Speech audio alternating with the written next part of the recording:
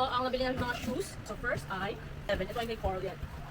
Yan ang kanyang shoes. Ito yung side A, side B, magkaiba. So ito ang kanyang size 11 na Nike W9 Dunk High. Ito siya guys. So, tada! So yan guys.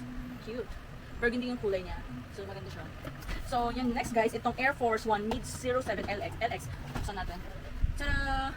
So yun guys, ito yung isa sa mga favorite ko na shoes kasi sobrang foam talaga siya guys, sobrang lambot sa paa. So yan, frame. Ito naman ay galing sa, ito naman ay para sa akin kapatid. Binilhan ko siya ng Nike na shoes. Next ay Nike Vernon Mid. Nike Vernon Mid naman siya in size 11. So ang ganda, favorite talaga ni Carl yung kulay blue. So wala talagang masabi. Nung nakita ko to sabi ko, wala na, finish na talaga, bibilhin niya na to. Mineral teal ivory. Sobrang cute talaga ng pagka-kulay niya guys. So, sobrang cute. Parang pwede rin siya pang girl, no?